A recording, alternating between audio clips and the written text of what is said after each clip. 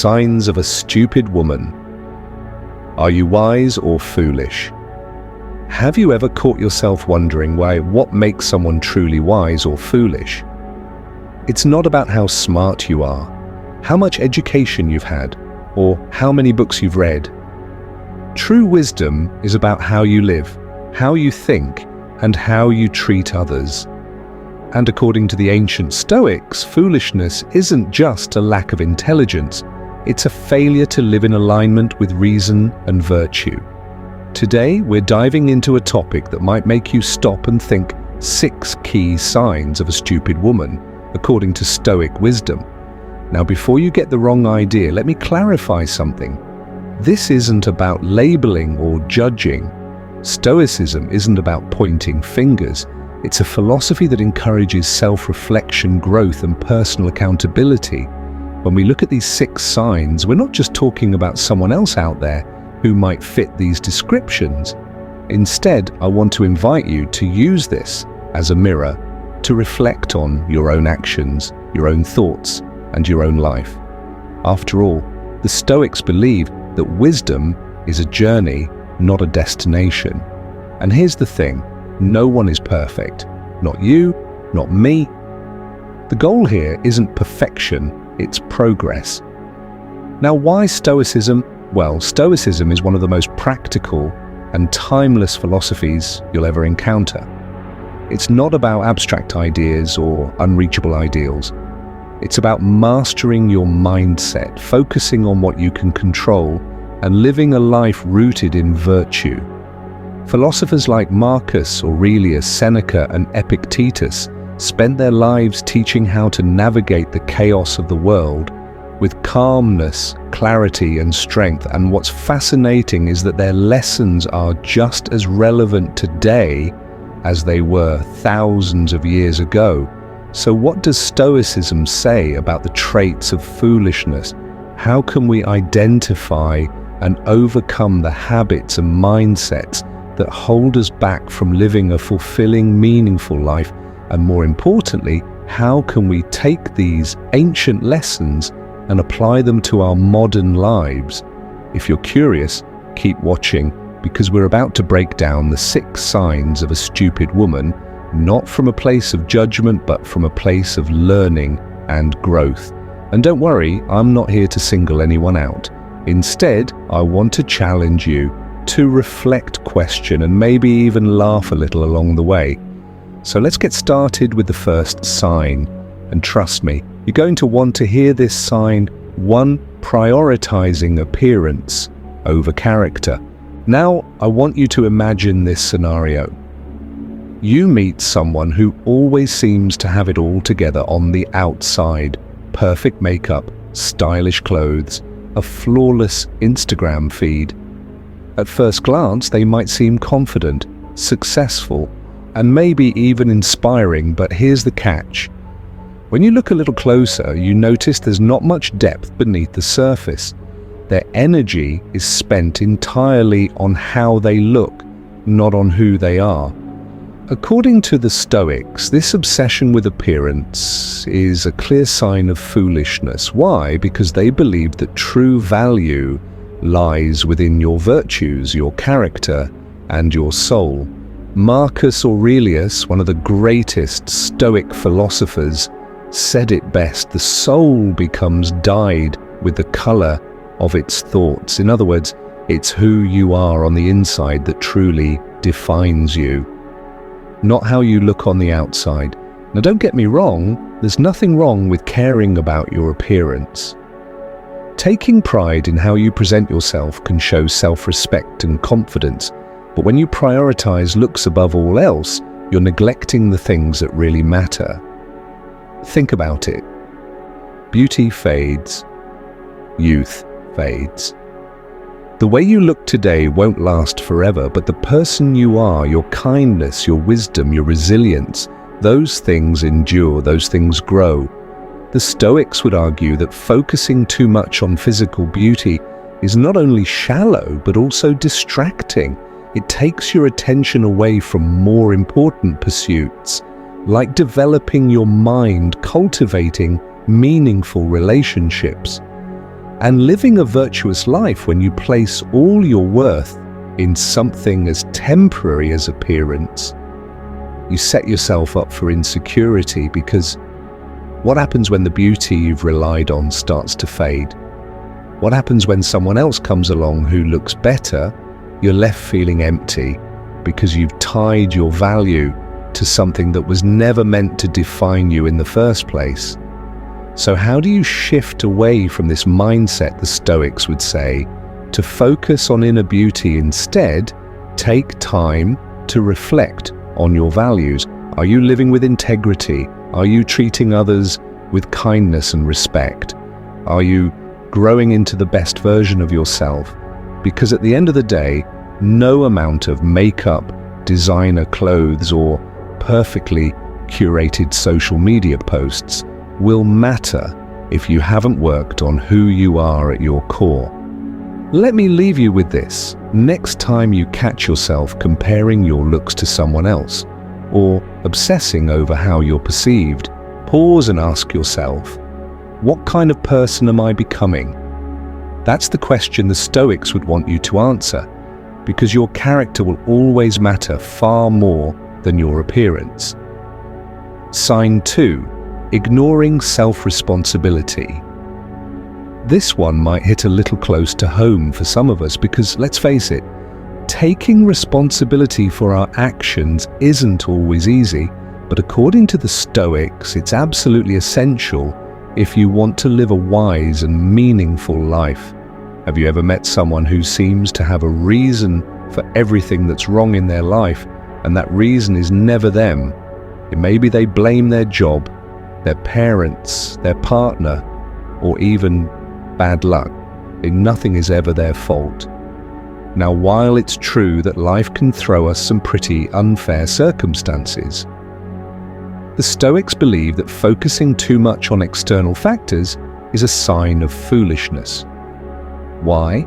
Because it takes away your power. Epictetus, a famous Stoic philosopher, taught this powerful lesson. We cannot choose our external circumstances, but we can always choose how we respond to them. Think about that for a moment.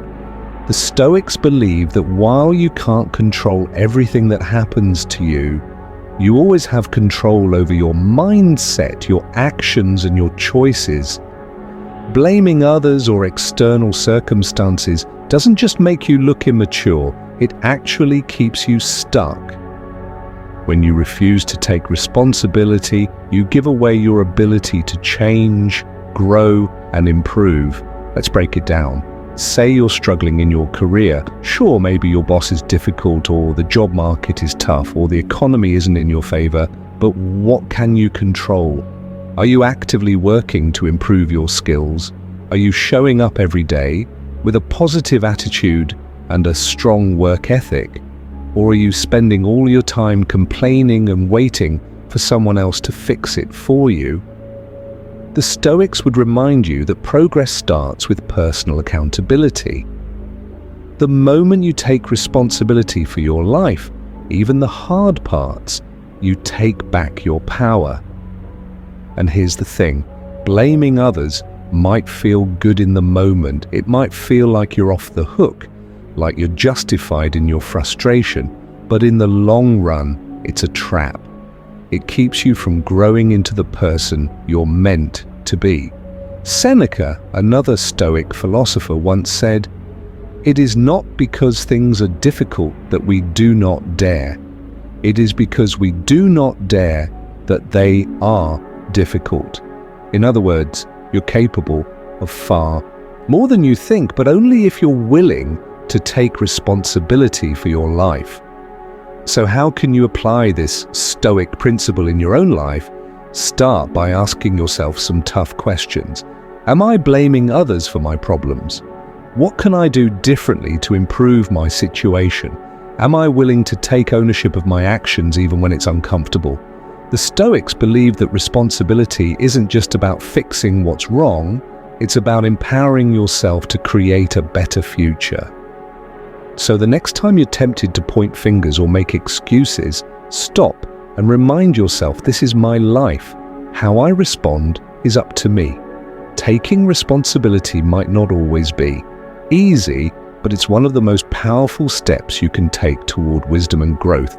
Sign 3, overvaluing others' opinions. Let's move on to the third sign of foolishness, according to Stoic wisdom, overvaluing others' opinions. This one hits hard in today's world, doesn't it? Social media has made it so easy to fall into the trap of caring too much about what other people think. How many likes did your post get? Who's watching your stories? What will people say about the choices you've made? These questions creep into our minds, sometimes without us even realizing it. But here's the truth. Living for the approval of others is one of the fastest ways to lose yourself. The Stoics were firm about this. Marcus Aurelius, the Roman emperor and a Stoic giant, said it best. It never ceases to amaze me. We all love ourselves more than other people, but care more about their opinion than our own. Think about that for a second. You love yourself more than anyone else, right? You're with yourself 24/7 through every success and every failure, yet somehow the opinions of people who don't live your life, who might not even know you well, carry so much weight. Why is that? The Stoics believe that constantly seeking validation from others is a sign of foolishness because it pulls you away from your own path. When you live for other people's opinions, you hand over control of your happiness, your decisions, and your self-worth. Instead of asking yourself, what do I want?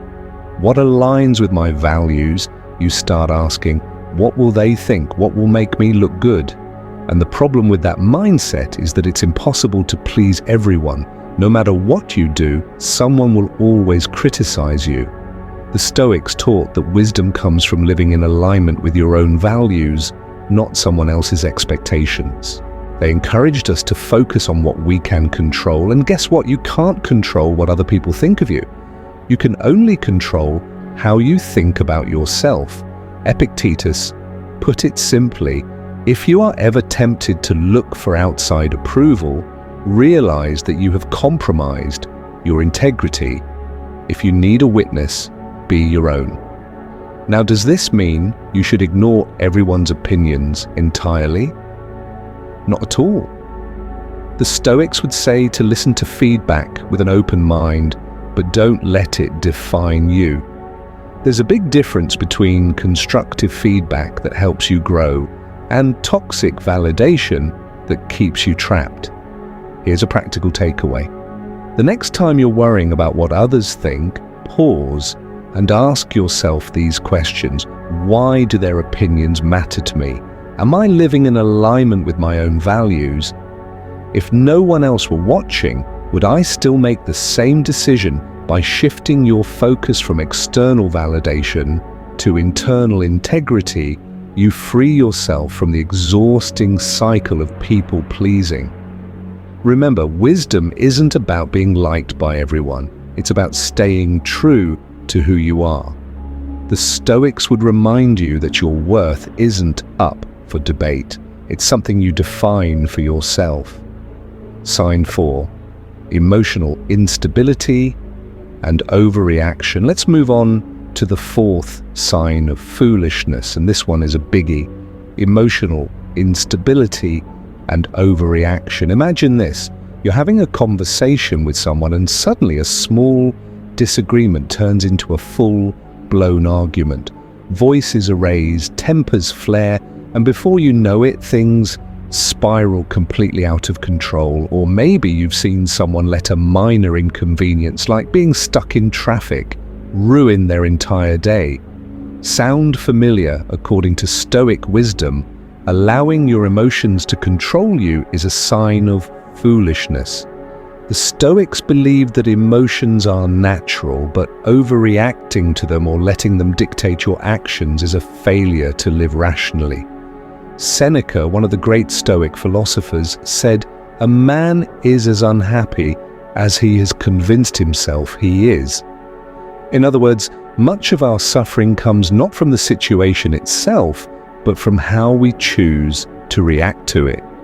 Now, don't get me wrong, Stoicism isn't about supreme, expressing your emotions or pretending they don't exist. The Stoics understood that emotions are a natural part of being human, but they also believe that wisdom lies in how you respond to those emotions. Instead of reacting impulsively, they taught us to pause, reflect, and choose a response that aligns with reason and virtue. Why does emotional instability matter so much? Because it clouds your judgment. When you let anger, fear, or frustration take over, you're more likely to make decisions you'll regret. You might say things you don't mean, hurt people you care about, or escalate situations unnecessarily. Worse, emotional overreaction can create a ripple effect, damaging your relationships and your reputation. Epictetus put it beautifully when he said, "It's not what happens to you, but how you react to it that matters." And this is one of the core teachings of Stoicism.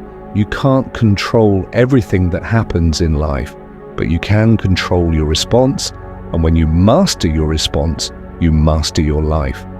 So how can you practice emotional stability?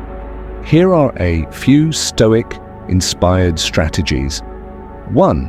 Pause before reacting. When you feel your emotions bubbling up, take a deep breath and pause. Give yourself a moment to process before responding. 2. Reframe the situation. Ask yourself, is this really worth getting upset over most of the time?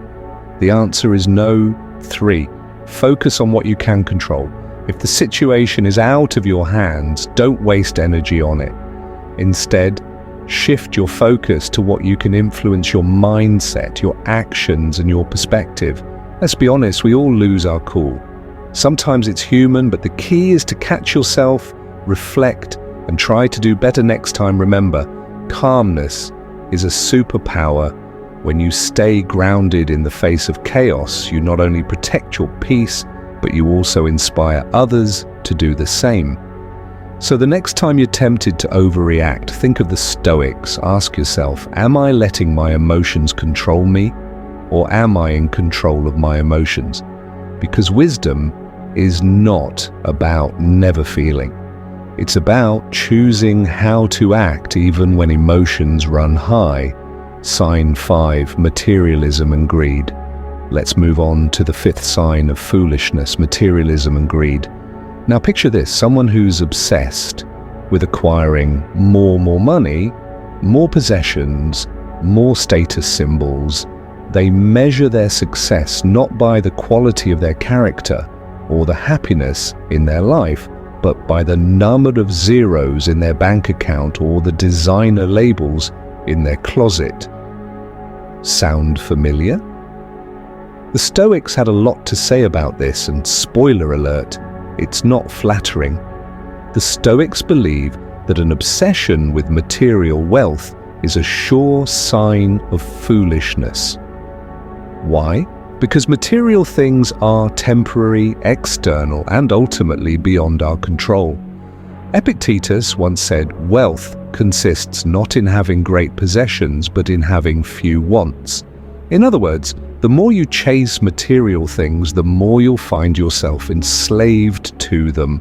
You'll always be wanting more, never satisfied, always looking for the next thing to fill that emptiness inside. Think about it. How many people have you seen who seem to have it all on the surface? Money, cars, a big house, but are completely miserable. That's because materialism is a trap. It distracts you from what truly matters, your relationships, your purpose, your inner peace.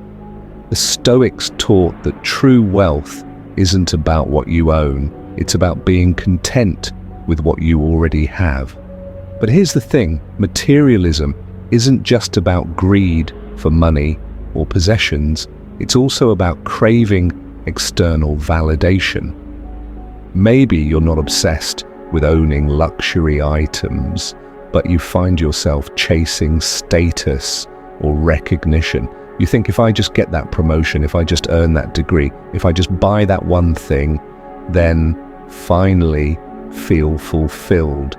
The Stoics would tell you that this mindset is a dead end. True fulfillment comes from within, not from anything external. So how do you break free from materialism and greed? The Stoics had a practice called voluntary discomfort. They would intentionally go without luxuries, sometimes even food, warmth, or shelter, to remind themselves that they didn't need those things to survive or thrive. It was a way to practice gratitude and focus on what really matters.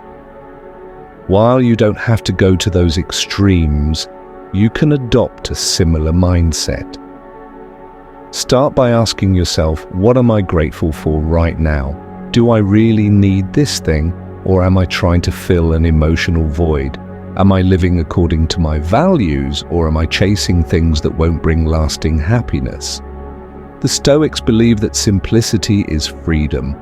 When you stop tying your happiness to material things, you free yourself from the endless cycle of wanting, chasing, and never feeling satisfied. And the best part, you start focusing on what truly matters, your growth, your relationships, and your legacy. Sign 6, avoiding self-reflection and growth.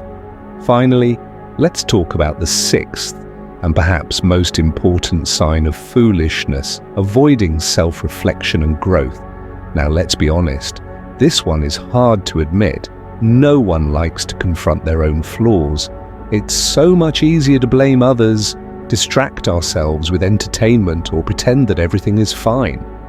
But the Stoics believed that avoiding self-reflection is one of the greatest obstacles to wisdom. Marcus Aurelius, the philosopher king, had a powerful nightly practice. He would reflect on his actions, thoughts, and decisions from the day.